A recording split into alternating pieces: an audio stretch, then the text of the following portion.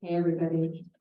Welcome to Building Our City. Thank you so much for coming. I'm Kate Ryba with Asheville Downtown Association Board, and we're thrilled that you all are here. Sorry for those of you that came at 5:30. You can start then. We're always going to start at 6, but doors at 5:30 because the door downstairs actually locks at 6. So that's kind of why we designed it that way, to get folks out early. So that's just a public service announcement there. So I want to thank our sponsors for this event tonight. So our presenting sponsor is the Grove Arcade Market Foundation, and we really appreciate them. They're our presenting sponsor. And then we have the Downtown Association, which I mentioned, Urban 3, and the City of Asheville, Carlton Collins, who I see there in the back. Hi, Carlton, thank you. Mosaic Realty, the Hotel Aris provides the accommodations for our speaker, and the Collider here, who gives us a great nonprofit rate. So super excited to have our guest here tonight, Eric Kronberg. Some of you already heard from him. He gave a little pre-show for our early arrivers. And I met Eric, I guess, back in 2016 at the Convention of Urbanism. And he talked a lot about zoning, even though apparently he was hungover. And he, we advertise this. He's a zoning whisperer. It's true. He specializes in examining zoning ordinances and figuring out ways really to hack them so that we can create more livable places, and that means more housing. And we all know that's something that we need a lot more of here in Asheville, particularly. He has worked a lot with Incremental Development Alliance. We had Bernice Radel here back in October last year, who's also involved with that organization and getting small scale development happening in Buffalo. So he also is involved with the Convention of Urbanism, the Georgia Conservancy, and the National Town Builders Alliance Association. He's, and more importantly, just done a lot of work in communities around the country, including his hometown of Atlanta, to really help people, both activists as well as governments, tweak their policies so that we can get more people living in attainable housing and build healthier, stronger communities. So he is a whirlwind. I'm really excited for all the information he's about to share with you tonight. And really, at Building Our City, we're hoping that you're going to take this information, and the next time there's a zoning hearing here in Asheville, the next time different development types of projects are proposed or big policy changes are happening, that you have this kind of information to inform your thoughts on it, and that you come to your city council meeting or your county commission meeting and make your voice heard. So this is the purpose of this, kind of event, is being able to have this kind of information so that we can really make lasting community change here in Asheville. So without further ado, welcome Eric. And after his presentation, we'll do a Q&A. And at the very end, there's going to be a slide about our next presentation, which is October 3rd. Eve Picker will be presenting. She's focused on how do we get folks who might not have many thousands of dollars to invest in real estate to be part of building wealth locally here, using some innovative tools with real estate investing. So that wasn't out there. Okay. All right. Thanks, Eric. Welcome. So just a quick public service announcement. We are recording this in Zoom, so hopefully there'll be the presentation to share later. I'm going to go really fast. I have way too much content for you guys. I know it, but I couldn't resist. But take pictures of the slides if you want, but I'm going to put this deck on our website. It's free to view and use later, so it's going to be there for you. So you don't have to take notes. Sit back, let it wash over you, and come back and look at it a second time later. So this is us. We're a small firm in Atlanta. A lot of folks really passionate about making better places for better neighborhoods. We play in a lot of sandboxes, and it's because we're actively engaged in all these different sandboxes that we have a different perspective, right? We look at problems and have to attack them from a range of solutions, not just from an architecture standpoint or a policy standpoint. We have to work through all the strengths and weaknesses of these different opportunities to get to these better outcomes. And so we care about equitable communities, attainability, economic sustainability, and mobility options. And we believe that walkable areas with existing infrastructure are the easiest targets for quick and cost-effective ways to promote equitable communities, attainability, economic sustainability, and mobility options. I'll be talking a lot about where these places are, what they look like, and how they how they need to be leveraged to do more for us as citizens in our places. But before we dig into that, let's talk about who we are, right? Let's talk about some demographics and who we are in America right now. So AARP has amazing information that we repackage, but it's great. If you want good stuff, leverage them. But this is really helpful. When you look at where we were as citizens in 1950, number of people per household, size of households, where we are in 2017. One of the things that took me a while with the slide to realize is, most people build to a reasonable maximum extent of what's allowed on their lots within reason with builders today. This house size is the typical maximum amount you can build on a lot of these lots. We're building what we legalize, right? That's the outcome. We had a lot more housing types, a lot more smaller housing types in the 50s, obviously, right, than we do now. Our zoning was very different in the 50s too.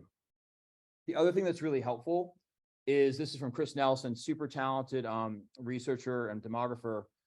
We use and typically consume different kinds of housing at different life stages. This should not be radical, but when you're less than 35 years old, you have less financial resources. You're much more housing flexible in what you're willing to live in, particularly if you're a guy. Women have much higher standards typically. But peak household is kind of what we think about the American dream. You're probably at your peak wealth producing capacity. But if you are coupled and you do have kids, you may either need or have the ability to consume more house, at that point. But when you start to age out, past 65, probably don't want to mow that lawn. You don't want to take care of that house. You're looking for a downsizing kind of housing option. So it's helpful to understand that one size does not fit all, and these sizes definitely range over the course of a lifetime. This is something that Chris put out there that's also really important, is the average household size. He put this out in 2019 based on life stage, right? On average, it's very different, right? So the size house you need when you're 65 or 75, the benefits of that type of household, probably not as big, probably a lot less lawn and maintenance to take care of, right? There's different kinds of housing based on where you're at in your path, right? This is also really important to look at how we are changing as a country. And we look at the housing demand from 1980 to 2010, the vast demand was for peak household because the boomers were having kids and consuming most of the housing. Well, I can say with 100% certainty that all those boomers are getting older and they're aging out into that last demographic of the 65 plus, right? That's really basic math. So going forward, the vast majority of the households that we're going to be needing to address are for downsizing households in America based on housing demand, right? This shouldn't be controversial. This is just demographic basic math, right? And so let's talk a little bit more from ARP and Chris Nelson stuff. This is a little bit an older slide, but the supply of housing in 2017 supply was kind of half and half. Multifamily, missing middle, kind of the range of interesting housing types versus large lot single family. But going forward, the demand is going to be overwhelmingly for missing middle and small format multifamily based on demographics. But what are we supplying? Large lot single family, because that's the only thing that we legalize in most of our places, right? There's going to be an oversupply of large lot single family homes if we ever build enough housing. This is pre-COVID, pre-supply chain. But Chris's comment once was, if we only build missing middle and multifamily for the next 40 years and nothing else, we still won't catch up with demand, right? If we stop building another single family house, we'll never catch up. That's how far back in the hole we are. And this is our laws. This is because of our policies, right? You talk about zoning for your place. These are the natural outcomes of the crap we have in America. So the other thing I'd like to point out there is, when you look at the percentage of households, like singles living alone, couples with no kids, adult roommates, and, single parent families, 80% of households are not nuclear families, right? 73% of households, and this is today, this isn't projecting out like 10 years, 73% of households are made for one or two people, right? That's where most of our households in America are. And 72% of our housing is catered to traditional nuclear families and large lot single family, right? We might notice there's a mismatch, right? This is sad though. In 2012, 62% of our housing stock was detached single family. That's what we're producing. And so man, can we bend the trend? I spent 20 years of my life trying to make this better. No, 2022, it's worse. We're going in the wrong direction. It's really frustrating. But also from Chris, 83% of households by 2030 will have no kids, right? So what kind of housing do we need to support who we are in America, right? We care deeply about walkability. Somebody heard me talk in the pre-show about, affordability and mobility. But when you look at percentage of people who would like to live in a walkable community, if the questions are framed reasonably, it's always about trade-offs. But, generally speaking, all three of these, age demographics, big buckets, would like to live in a walkable community, if price were available, so on and so forth. But when you look at the supply of housing that could be there, it's way undersupplied. So this isn't just about housing for size for people, it's about also the place, walkable or non-walkable environments. Massive undersupply of housing in walkable environments. I put this in, I found this in the St. Louis Federal Reserve thing earlier. Millennials and Gen Zs only at age 30, if you compare them to Gen Xers, me, a few of us, they have 25% less wealth than we do at the same point of life stage, right? So if you want to try to look at promoting households, starting households, being, supportive of young people, like being able to come to your town, Gen Z and millennials are screwed, right? I mean, they're screwed. Again, technically speaking, like they're screwed.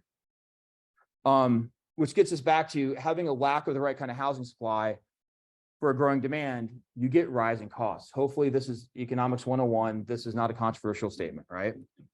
But we also like to point out that it's not really a shortage of walkable neighborhoods. It's a housing shortage within walkable or potentially walkable neighborhoods based on our own policies. And so the bottom line, our housing stock is nearly as diverse as we are, and it's out of reach for more and more people. And so why isn't there more of this housing if so many people want it, right? That's a really good basic question. Well, we only build what is legal, right? Like most builders don't build illegal things, right? That's a big risk to do that. But also, we in America have been prioritized to be protecting our property values. We protect them by keeping housing scarce, by excluding uses near us, making it harder for other options for people to live. But we've also figured out, this is a different presentation, but that excluding by class and economics is amazingly effective for excluding by race. It's a very, very one-for-one proxy, right? It works. And so this is 2017 data we've shared. The median net worth of white families in America was $171,000. Hispanic families, $21,000, $17,400 for Black families, right? That's 10%. Black families have 10% of the median wealth of white families, right? There's so many reasons for this that are structural. That's a whole nother presentation, but I wanted to see, how are we doing, right? There's newish data from 2019. Oh, it's totally better, right? Black families have 13% of the wealth of white families now. Like, I guess that's progress. But when you talk about ability to attain a house, to get a mortgage, like the barriers to credit, access to capital are brutal if you're not a white guy. I mean, it's just brutal. So start talking about some housing stuff. And so we rail against large lot zoning requirements. And to us, large lot is, over 5,000 square feet. But for a lot of reasons, it means less walkability, more infrastructure costs per unit, and a lot less property tax value per acre. That really affects the city's bottom line. If you want your potholes fixed, you want your parks cleaned, you want city services, the city needs revenue to do that. And what does this look like? This is to scale. This is 2 lots, 1 house each, 100 by 150 for the architects in the room, 15,000 square feet of land, about 1/3 of an acre lot, a relatively common zoning for suburbia, right? Or non-poor city neighborhoods. The challenge is, it's very typical that maybe you're lucky to have a family in one of those houses, like you could say right size in their housing consumption, but it's super common to have an aging senior that's basically trapped in the house, right? Like they don't need the house. There's nowhere for them to go, right? So they are stuck there with being massively overhoused with very few options. And then everybody else doesn't have a house because these are the 2 options here, right? But not only are they unhoused, these 2 houses consume, from an infrastructure standpoint, sidewalks, curbs, trees, utility poles, traffic lights, street lights, if you're lucky, water underground, sewer, storm, and paving. All this infrastructure the city has to provide in service of these residents, paying some nominal amount of property taxes that doesn't come close to all this stuff. But it's not just that, because you also have police, fire, schools, and trash from a services standpoint. These are the things your taxes need to pay for to support. The thing is, there's just not that much money coming from these houses. when we talk about incremental zoning reform, I see the urban 3 kids nodding. I'm like, yes, right on. Through incremental zoning reforms from smaller lot size, accessory dwelling units, and other kinds of incremental changes to your zoning, you can start to fill this in, right? The same land. And then this is what this looks like. Some of the fancy planning terms, attached accessory dwelling units, it's back here, the attached to the back of the house. Detached means it's a freestanding one, but like a duplex ADU. Duplex is a bad word. You call it a 2-pack ADU if duplex is a, persona non grata in your neighborhood. I'll check with my wife and schedule updates after my presentation. But also, this is how you house everybody in this picture, right? This is how you provide all these options for folks in this place. All right, so I want to go through a little bit more housing choice math. I'll go fast with this, but we had a good friend, still a good friend, Neil Heller out of Portland, neighborhood workshop. Portland's done some amazing zoning reforms. Neil was brought in to help run basically some financial sensitivity analysis around affordability for policy, right? He takes inputs, runs them through scenarios, say, well, this is what you're going to get for reasonable sale prices based on the policies you allow. Portland's math was really similar to Atlanta's in 2018. We have about the same standard lot size for a 2-family lot. Land cost is about the same. And these are very reasonable, not crazy, reasonable returns for either for sale or for rent housing that investors would look at. Nobody's getting greedy. This is a standard rate project, invest, capital, risk, go on. There's different inputs on construction and parking. And so what he saw is, basically, if you're going to do a duplex with these typical assumptions, again, 2018, you're going to be selling a duplex unit for about $800,000 a piece. And we see this in Atlanta all day long. But also, if you were to allow a quadplex, that would probably go maybe a smaller unit for $355,000 and $320,000 for the 6-plex. Looks at the rents here accordingly. And so we like pictures where architects. So what does this look like? Here's a duplex, right? Here's what a 4-plex could be. Here's I could do a 6-plex right here, all in the same infill lot. Or the group living, which is a roommate share. I don't want to say SRO or flop house because those are derogatory terms, but there's different ways to rent a room. But there's a challenge here, right? What's your definition of a family in Asheville, right? How many unrelated people do you allow to live in your town in one house, right? Did you even know you had a rule about that? Okay, it's 5, right? This is your rule. No more than 5 unrelateds, or like it's a brothel or a whorehouse or God knows what goes on, and like more than 5 unrelated people living in a house together. I don't know the insanity that could ensue, right? So scratch, the rooming house component of like aging seniors that are not related. Y'all don't have that as an option. It'd be really, Golden Girls way to live. But if you skip to 4 with Golden Girls, you're cool. 6, cool. So I asked Neil, I was like, dude, what's happened? Like, how's Portland going? He sent me the slides. Like, look, man, let me just show you what's happening. This is from Zillow. This is all across town, range of neighborhoods. And like, they've got new construction going for $260,000 to $399,000 for 2-beds and 3-bedroom houses being built right now in Portland, freaking Oregon, smoking us for affordability in Atlanta because the zoning's working, right? How many young kids would think they could afford a $260,000 home here in Asheville? Would you jump on that? See, like, yep, right? Like, this is what policy reform can do, right? This is how this ties together. So I flipped this. This was a negative slide, so I want to be positive. Encouraging housing choices beyond single family only is the most effective way to promote economic and racial inclusivity. There's no way around it. This is what we have to do. A little bit about Atlanta for a minute. We like to look back at how our cities were designed. At 1929 is a very happy date for us. Why? The great crash, Black Friday in October 10th, maybe, 1929. I always get the date a little bit off. But that was kind of the end of really inclusive city building. This is our 1929 zoning map. Just so you see, is orange is apartment hotel district. The black is business district, and the crosshatch is industrial, kind of allows anything. The white is residential district. It's really helpful to know in our residential district, I'll come back to this. We allowed any residential lot, 2-family, so duplex or 2-pack, and ADUs, right? The 3 units of housing anywhere in the city in 1929, right? It's helpful to go back. Like, we're not trying to be crazy and radical. We're just trying to legalize what we did 100 years ago, right? But also, I love this. Home businesses were encouraged. Doctors, dentists, and surgeons were allowed to work in single family or residential district as well. So like, if you need your arm amputated because of a factory accident, like, your surgeon could be down the street. But also, while we talk about 1929, our top 10 most walkable neighborhoods are all within that boundary, right? All the walk score stuff, it shouldn't be surprised. That's where they exist.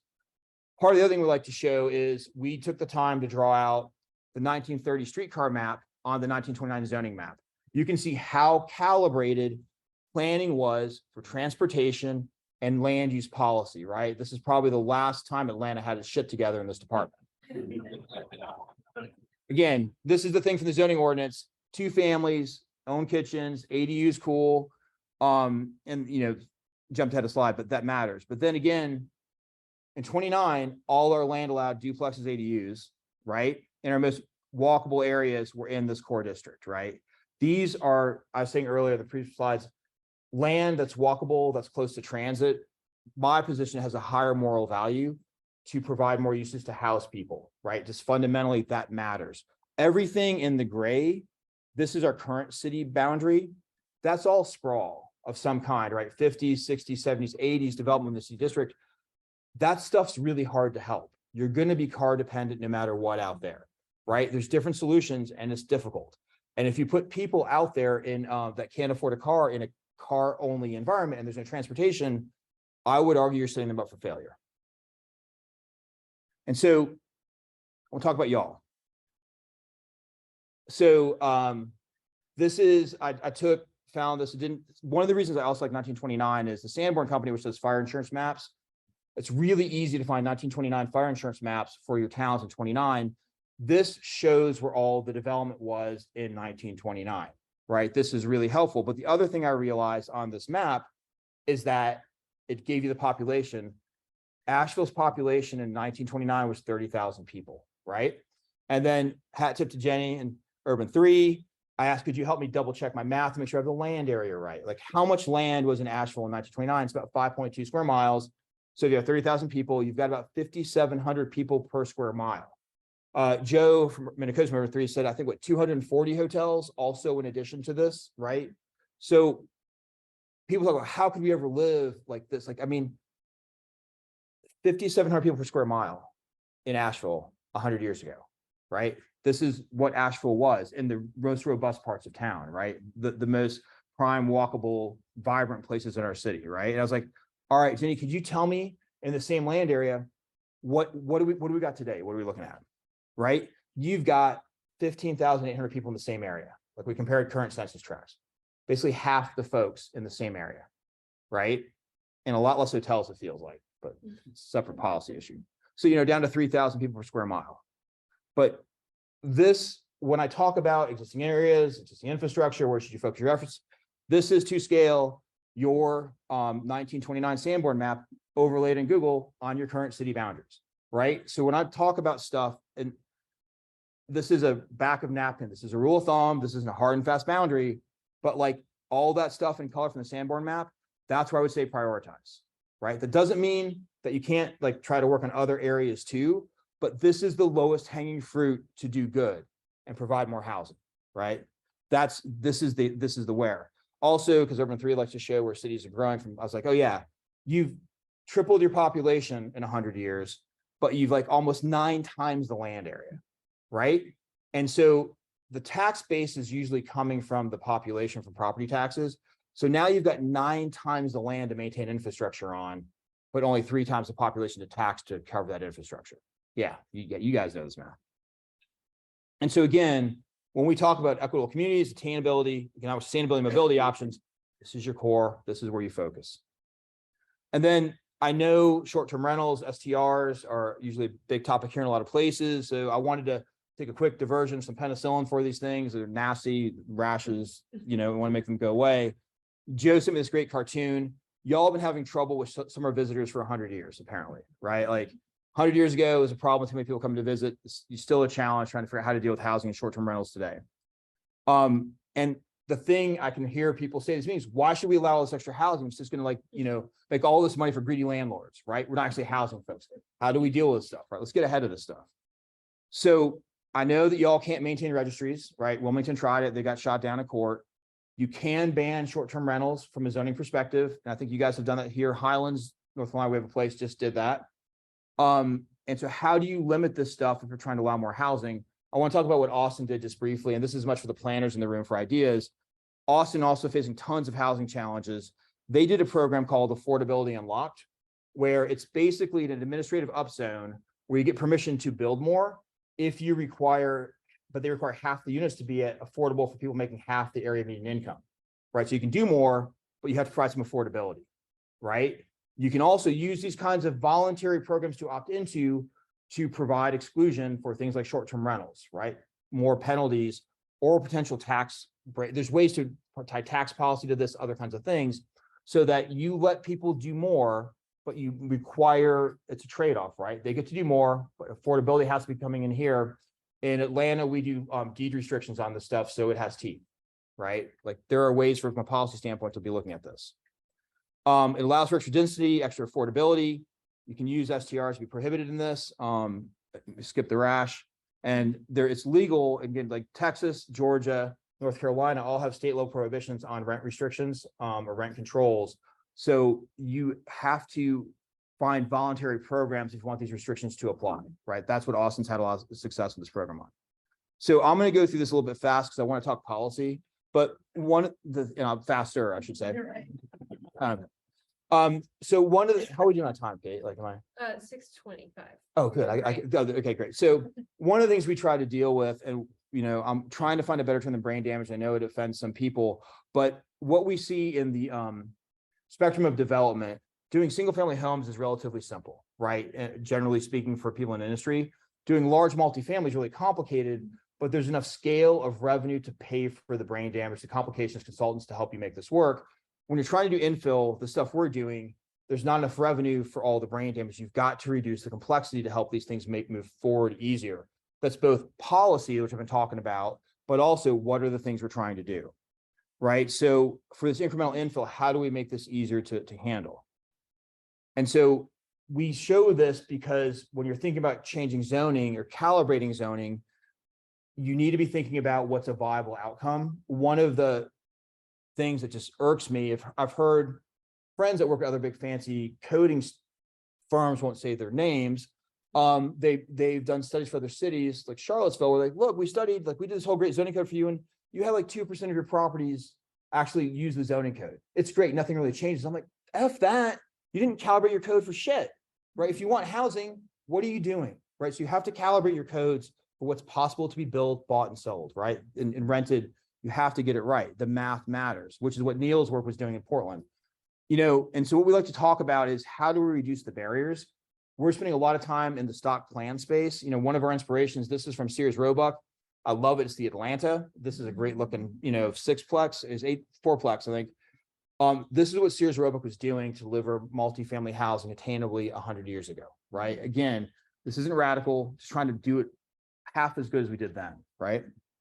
And so we put out, it's a housing choice companion. I'm going to go through a little bit of this, but these, the QR code is $20 on our website. We're just printing them out, to share. It's not really a profit in that. But what we're doing with this is showing the housing prototypes that we're building, designing, and using with all our clients for workforce housing across the South to help get this out there, both to inspire and to show what's possible that we can provide stock plans for from our firm. But again, we really focus on small, particularly for IRC means International Residential Code. This is single family home building or standards.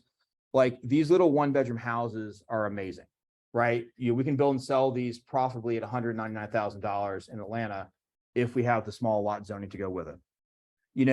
This is one of our ADUs we've done. We have really horrible ADU rules, and this is like the maximum best outcome you can get. We've tried a lot of different ways for ADUs, so calibrating your ADU rules matter. But we're looking at small, skinny, attainable, right, for housing types. We're looking at duplexes, right, 2-packs, right, because this is 2 1-bedroom homes, a lot of options there for people. This is one I'm talking with a Spokane about. This is a 4-pack. These are 4 townhomes nested together, right? Like fits the same size as a larger house, but you can house 4 people. This is also townhome construction, so it's not building code. It's a lot simpler to build, no sprinklers. But it's this kind of small format thinking that we need to be calibrating our codes to allow. The other thing I'd like to point out as an aside on this one is it's not just your zoning code, it's your subdivision ordinance. If you want to allow people to build wealth and obtain housing across a broad spectrum, they need to own the land under their house. Just like a townhome, you have to own it. If you don't let the land be platted to allow it to happen, you're preventing housing attainability. Then we're doing a lot of work with multiplex, or we call them plexes, but missing middle housing. Really grateful to a lot of support from Lyndhurst Foundation in Chattanooga, where we're doing a lot of work with Chattanooga Neighborhood Enterprise on buildings like this. And so these are things that we are doing stock plan prices for community development corporations to reduce the architecture cost to help deploy them, because it's really, I mean, these are the kinds of housing that people want to see in their neighborhood. We realized really early on, there's no way they can afford us for bespoke architecture. But if we do these stock plans, we're dividing the design costs over multiple projects. We can get a lot more architecture in for our clients at a much fairer price by taking this approach. And so these are just several of these. But the thing is, stock plans are nice, but how we use these in an urban design format, this is where the magic happens. And so I'm going to go through really quickly some infill strategies that we've been working on. And one thing that's helpful is that the threshold between IRC, the residential code, and the IBC, the building code, is a big deal. It's way more expensive to permit and build under IBC. So we like to, if you're going to go IBC, you need to go big. You need to go to a 12-plex. If you're not doing IBC, there's a lot of things we want to show you that are possibilities for how this works. And a lot of this, you can get really creative with zoning that just allows some ADUs, right? You don't necessarily need to have crazy multifamily zoning. This is for later builders. You guys probably know this, but IRC is just a lot less expensive for a lot of reasons. I do want to make a quick shout out though. North Carolina House and Senate just passed a bill. It's going to the governor's desk to allow the triplexes and fourplexes to be permitted under IRC. So this is something that may be happening in your cities soon. The one thing not to get too excited about is that if they still require all the design drawings and permit submissions for IBC buildings and all the site submissions and backflow preventers and other kinds of stuff, it helps, but not that much. So there's more work to do in this space. I'll make sure I didn't forget that. But look, why we like this IRC incrementalism is, again, sort of like that same slide before, where if you allow smaller lots, you can divide your properties, right? Get those corner lots to be doing more for you, right? You can allow attached ADUs. You could do duplexes that start to fill some stuff in. You could do some detached ADUs, and then maybe do a little bit more and get a little cottage court action in the middle, which is super sexy. And maybe you get some missing middle over in the corner, right? But this is how incremental policy is going to allow you to start filling things in without radical transformation of your zoning. And again, you can right size what you allow based on different contexts. And so we really like ADUs. They're really hard to finance, so you have to be careful, but they're a really powerful tool in the build for rent space, particularly if you're required to be built for rent long-term as opposed to short-term rentals. We're doing a lot of work with nonprofits, leveraging this to provide a lot more attainable housing, because they have a lot of single-family lots in a different instances in Atlanta, and it gives them a lot better way to provide a lot more housing than one per lot, which allows much deeper affordability. And so, as an example, small house in the front, you can do a studio ADU attached, you know, 2-bedroom house in the back. I want to point out, I've got 7 parking spaces on this diagram for 3 units of housing. If you got alleys, and you all do, right, and you've got on-street parking, some of you have alleys around here. I've seen a lot of alleys in the past 24 hours, right? They're awesome. You can park this stuff pretty efficiently. So this is parking light, right? You know, not necessarily, and you know, if you get 7 spaces on a 50 by 150 lot, and you're gonna say, you know what, we expect 75% of the people to have a car living here, that means like a 9 or 10 plex could fully park on this, right? Just keep that as a perspective for the math. But again, this is a project we're doing right now for a nonprofit. We have several scattered lots where we're able to do a primary unit. We have this bizarre thing called the guest house, super racist. It's for servants' quarters, can't have a stove, but it can be long-term housing for servants. So we're having nonprofits do employment contracts for servants to help provide people housing so they don't get forced into homelessness, right? This is how we bend the zoning to get people into housing. But these are 2 single-family lots in Atlanta. This is what we're legally allowed to do right now with no permissions.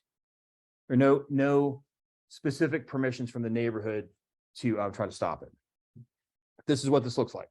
You know, these guest suites are part of the main house. They have their own door. They have a kitchenette. So we can actually get 4 forms of housing options on this each site. This is basically an 8-plex, right? Fitting into existing contexts and existing neighborhoods. This is a project I've just finished self-developing, leasing up right now. It's called Finley Street Cottages. You can Google it on the web. But I had 2 existing homes that I didn't want to tear down, so I like to make life really hard because they're old, not even all that historic, but they're kind of cute. And I had a couple of trees I wanted to save because F the tree people, I want to show that you could build housing and save the trees in a neighborhood. I'm about 3 blocks from a heavy rail station. You might notice there's no parking here, right? So short street, there's about 30 on-street parking spaces that nobody uses on the street. And so this is 16 units of housing with no parking, right? It's almost fully leased up, started leasing up a couple months ago. There's still tons of extra parking on the street. 30 cars is a lot of cars.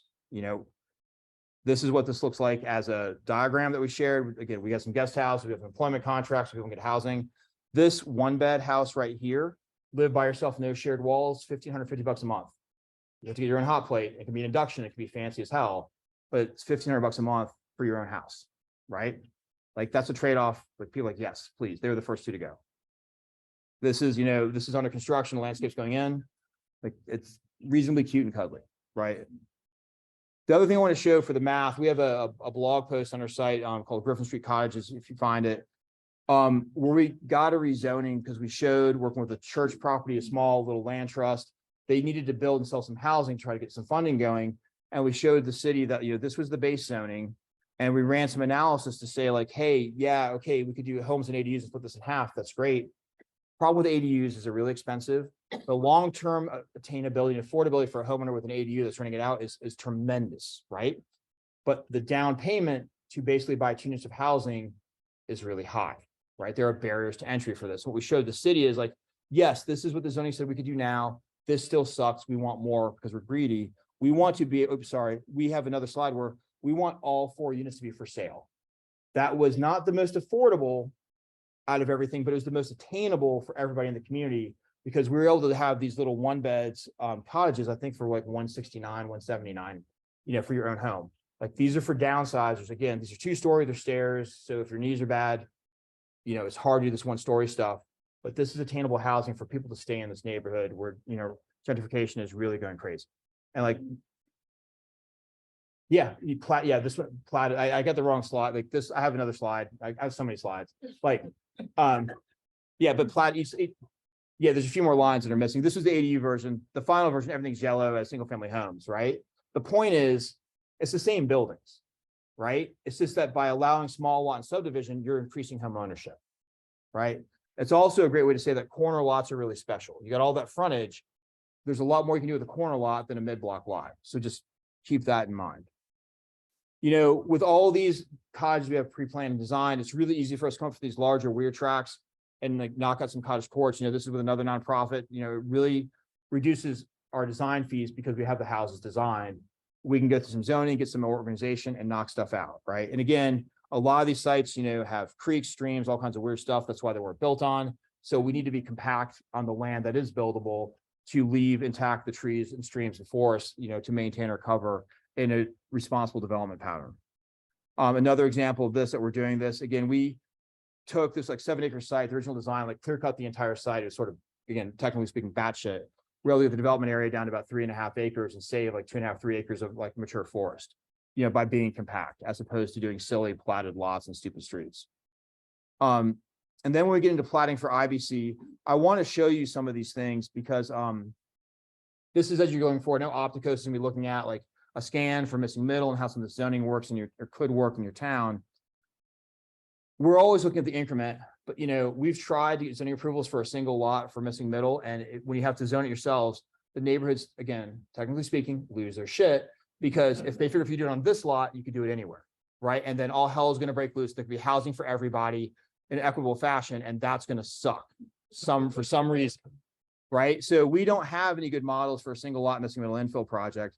But what we tend to see is a lot of the projects that have been successful, it's the old church property, it's this or that, but you need to have a deal that has 15 to 30 units to be viable. And I'm talking for nonprofit developers doing attainable housing. This was a for-profit group, but 1 sixplex is so inefficient to build, own, manage. I don't care if you're a church or whatever, it's hard. You need to have a little bit of scale to make this stuff work. This matters for your zoning policy. This matters for how you approach things. Keep that in mind. So I'm just going to run through a couple examples. This was a built one. They messed up the trim on the windows and the columns, but it still came out pretty okay. This is another one in, again, very Chattanooga Neighborhood Enterprise, affordable housing, local subsidy, not federal subsidy. They have alleys, parking in the back. That is not all the parking for this. There's other buildings that are parking in there too. So we're not going crazy parking. But when they sent me these construction pictures, I'm like, the buildings are fine. But I was like, guys, landscape budget, right? You can't just put a couple of spindly ass bushes and hope it's going to work. You have to step up your game. See that dark green, the courtyards, like this is where you put the landscape. We even showed you like that's where the stuff goes. This is one we just designed for them now. And again, this is where we're really trying to push our design aesthetics with them. This is where this is going. The story with this one, I think let me go forward page. I know they came to us because the original architect was trying to do a 30-unit apartment building, kind of traditional center hall, and the math didn't work. Right. It was too expensive. I said, guys, if we do these 3 buildings, these are the same building. You can pay us reduced design fees because we're duplicating. And they were worried about like 3rd floor units, walk-ups, and leasability. I'm like, let's do attic studios up here, right? Do you feel it's a big deal to lease an attic studio? Like, oh no, that's all fine. We don't need elevators. That's a huge savings for them. And then I was like, to make the parking work, how about we don't provide any parking for the studios? They just park on street. Like, oh, that's perfect, right? So on-street parking, no elevators, massive savings for the project to make this work to deliver the attainability they're striving for. Another project we're doing for another nonprofit, they want to do some pilot commercial building in the corner. I'll show you, but again, these are 4 different buildings that we're prototyping with them so we can use these in other sites. I found out through the grapevine that they're having other urban designers use our footprints in other projects for them, which is great because then they can come back and buy the plans from us again. It's a great deal for us. But that's how they're going to get quality architecture. And they wanted to do some attainable commercial. So we work with them. These are 400 square foot, commercial incubator spaces. They're going to have their own bathroom. It's going to be finished. So you can literally bring an IKEA desk in there and put a shingle in the door and start your business, right? We've seen in so many projects trying to do incubator commercial and neglected communities that there's an expectation that tenants come up with a little bit of money for tenant improvements. And every time, you realize it could just be $5,000 or $10,000. Sometimes you just can't raise the money. Your social network, if you're Black, your network doesn't have the money to lend you to do the thing. So if you want to support these kinds of business in your places, delivering finished space is critical, right? And this is designed to get you started, established, and move on up to the next thing, right? Get your business going, bring somebody else in, right? And this is a building prototype that we can use all over. This one's only 20 feet deep. We're using this in another project for another nonprofit where we're getting rid of a line of parking. We're going from parking lot to the street to this commercial incubator lining the street, swap 7 parking spaces for another 3 commercial spaces, like support small business, zoning policy, parking policy, right? That's what prevents us most of the time. The other thing I'd like to talk about is we see in attainable housing somewhere between only needing about half a space to 0.7 spaces per unit. A lot of cities require 2 spaces per unit. Again, technically speaking, batshit. And this project, the numbers came in so well for the cost below what they were expecting. That means much more affordability. But that works because if we had to park this conventionally, we would lose half the project. There's no revenue to provide the affordability if we have to follow these metrics, right? This is how parking kills positive outcomes. Other weird, funky sites. This was a situation where they had an architect do a crappy mixed-use building that was about $700,000 over budget. We said, guys, if we give you 2 of our boxes, right, your plexes right here, and then we just do a nice custom building for the commercial, I ran the numbers. So I have pricing for what these buildings are being built for. I was like, I think I'm going to come in about $1 million under your over budget. Like, not only can you do the project, you can take a developer fee, which is a nonprofit developer you almost never get. That means they get to pay themselves to keep providing their mission. That's huge, right? Usually they defer that fee and they never get it. So like they can do more good by this project approach and design. They can be, there will be street trees. It's hard to see the building with street trees, but this is what we're talking about, stuff we're providing. So, all right, so I'm going to go fast, but this is the real important stuff. When we talk about changing your zoning, what we've seen time and again, this is our recommended approach. It's educate, pilot, and then your policy. So many cities try to go educate the populace, change the zoning, and then hope some stuff gets built. People are so scared in America. We have no confidence we can build anything nice anywhere ever again, right? You've got to get some pilots out there to show the positive so people are less scared, right? So always be thinking pilot, pilot, pilot, and then code to that. Or just code to what was here 100 years ago. That your 100-year-old neighborhood could be your pilot in some form in regard to. Again, where do you want to pilot? In the walkable places, your historically walkable areas. Just a reminder, don't forget. For IRC and ADUs, allow both attached and detached. Don't require parking. Don't require owner occupancy. Define a set square footage. This is a big deal for ADUs. Pick a cap. 750 is too effing small. I promise you, from Atlanta. 800, 1,000. You can actually build a reasonable 2-bedroom house as an ADU to house people. One of my favorite cap policies for size comes from Arkansas. You can have 1,200 square feet for an ADU for ADUs on your lot. You can have attached or detached or both, but in total, your ADUs can't be over 1,200. Right? That's how do you right size and balance, right? But don't do it to a percentage of the house, because then the homeowner has to get an architect to measure the effing house to tell you how big the house is to figure out how big the ADU can be, right? That's extra cost and time. It makes it more expensive to do this stuff.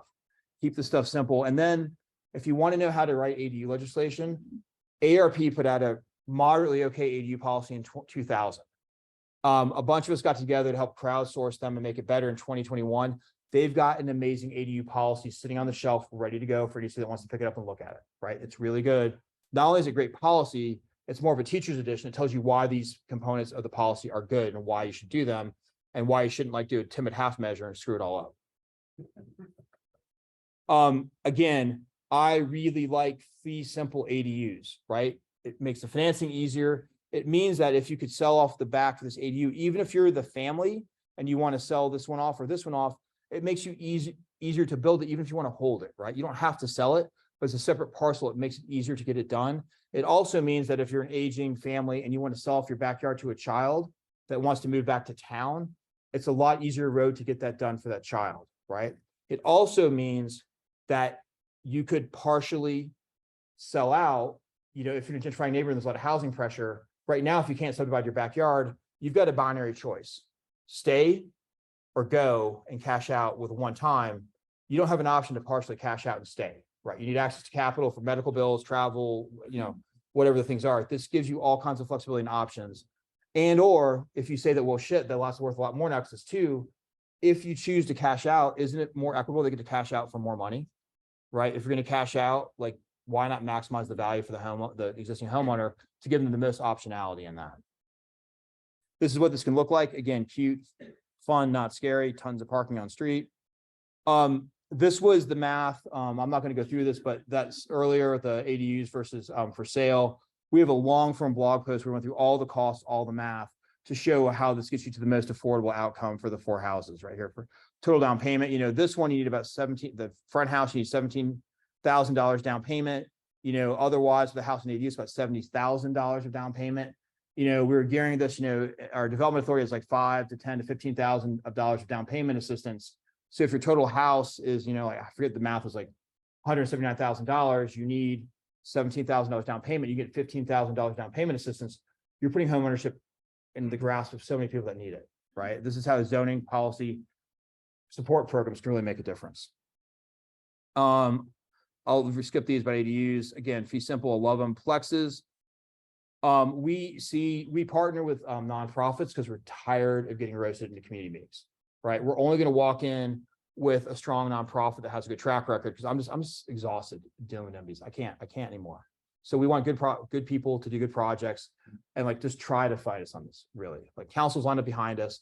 It's good. I don't care if you don't like it, but come on, people. The other thing, this is kind of geeky for this planning staff. Atlanta created a missing middle zoning category that was decent. We helped in the background getting it. It's pretty good. But we compared it to what were the zoning rules in place 100 years ago when you built these same kinds of buildings. And this is why the simpler regulatory environment allowed us to build nicer buildings, right? These were the rules then. These are the rules now. Something to think about as we're trying to calibrate coding for what's required, what's not required. And then we found that if you're trying to do a missing middle project, you really need to be doing at least 8 units or more, right? It's the minimum viable project size in most situations. And if you want to require workforce housing, which a lot of our ordinances do, you got to be at 10 to 12 units. You just can't, and we want to be delivering workforce housing. That's why the examples I showed you were like 15 to 40 units in a typical deal, because that's what you got to do if you want the affordability to be fully paid for by the private sector, right? If that's how it's going to be financed, you've got to let them build enough to do that. The other thing that failed in Atlanta that's worth thinking about is you can tie density increases in an incremental fashion to affordability. one of the things we're still trying to figure out with the mayor's office, how to make this happen is you can do 1 to 4 units by right. We have a duplex zoning that allows 2 ADUs, so it's 4 units by right. That's there now, no big deal. If you want to provide 1 unit at an affordable workforce rate, you could get up to do another 4 units on that lot. If you do 2, you could do another 4, but there's size caps. The total square footage that you could build doesn't change, right? Like if it's about 4,000 square feet is the total you could build 2 2,000 square foot houses, or, you know, it gets smaller and smaller the more you want to do. You're not building like 20,000 square feet of stuff on this lot. It's you could build more and smaller if you provide attainability, and it's a land use restriction on the deed that goes with that to enforce it. That was my short presentation. I want to make sure I get this public service announcement up. For Eve Picker, she's awesome. Crowdsourcing is a great way to look at funding some of these projects when traditional capital is harder to access. Eve's been doing a lot of great work with her group Small Change. She's got a podcast it's worth checking out ahead of time. I might have done a podcast with her a while back. And we're seeing, I think, Ground Floor is another group that's doing crowdfunding. They're in Atlanta as well. Crowdfunding money is really expensive. You know, individuals want a high rate of return on their money. Imagine that. But it can really help get financing to some of these smaller projects that are really hard to finance otherwise. So that's my pitch for crowdfunding.